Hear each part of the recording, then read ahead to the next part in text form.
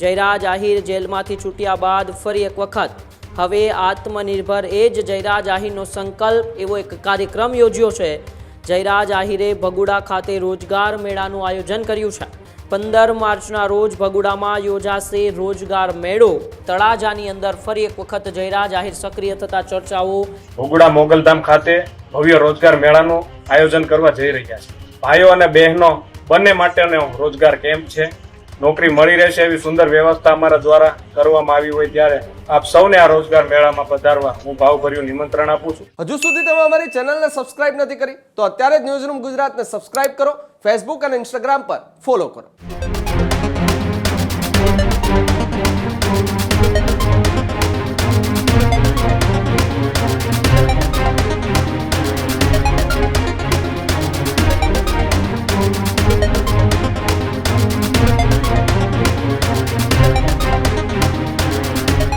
જયરાજ આહિર હવે ચર્ચામાં આવ્યા છે।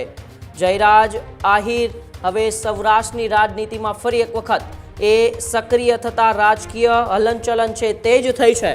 જયરાજ આહિર જેલમાંથી છૂટ્યા બાદ ફરી એક વખત હવે આત્મનિર્ભર એ જ જયરાજ આહિરનો સંકલ્પ એવો એક કાર્યક્રમ યોજ્યો છે। જયરાજ આહિરે ભગુડા ખાતે રોજગાર મેળાનું આયોજન કર્યું છે। 15 માર્ચના રોજ ભગુડામાં યોજાશે રોજગાર મેળો। સાણંદ અને અમદાવાદની કંપનીમાં નોકરી અંગે એ પસંદગી કરાશે। આમ તો છેલ્લા કેટલાય સમયથી એ ગુજરાતની અંદર જયરાજ આહિર ખૂબ ચર્ચામાં હતા।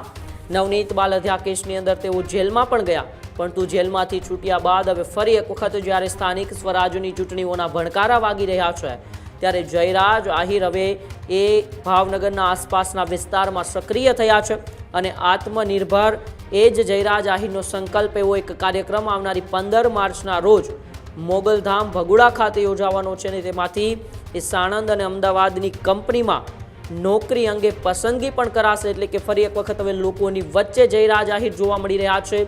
એ પોસ્ટરો પણ તેમના સંકલ્પ કાર્યક્રમના છે એ અત્યારે વાયરલ થઈ રહ્યા છે।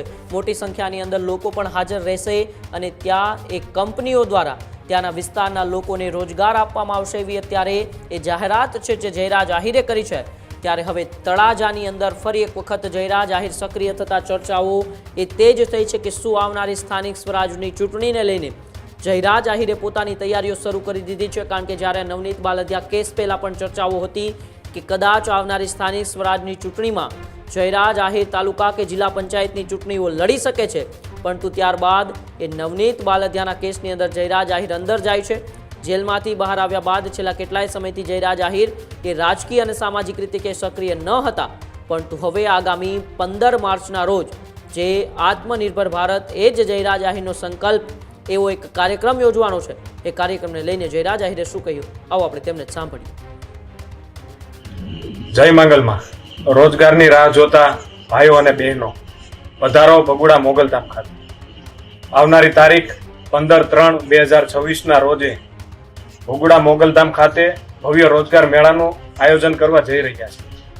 આ પહેલા પણ રોજગાર મેળાનું આયોજન અમારા દ્વારા કરવામાં આવ્યું હતું અને હજારોની સંખ્યામાં ભાઈઓ અને બહેનોને નોકરી અપાવવાનું સૌભાગ્ય મને મળી ચૂક્યું। ત્યારે તેવી જ તક ફરી એકવાર અમે લઈને આવી રહ્યા હોય ત્યારે આ કેમ્પ ભાઈઓ અને બહેનો બંને માટેનો રોજગાર કેમ્પ છે। તેમાં તેમની લાયકાત, પગાર ધોરણ અને સમગ્ર વિગત હું આ વિડીયોના પોસ્ટરમાં મૂકવાનો છું। તેમાં આપને સમગ્ર વિગત મળી રહેશે। આપ સૌને હું દાવા સાથે કહું છું કે ખૂબ ઓછા સમયમાં ભાઈઓ અને બહેનોને નોકરી મળી રહેશે એવી સુંદર વ્યવસ્થા અમારા દ્વારા કરવામાં આવી હોય ત્યારે ફરી એકવાર આપ સૌને આ રોજગાર મેળામાં પધારવા હું ભાવભર્યું નિમંત્રણ આપું છું। જય દ્વારકા। આ જ પ્રકારની તમામ અપડેટ જોવા માટે ન્યૂઝરૂમ ગુજરાતને લાઇક, શેર અને સબસ્ક્રાઇબ કરવાનું ભૂલતા નહીં।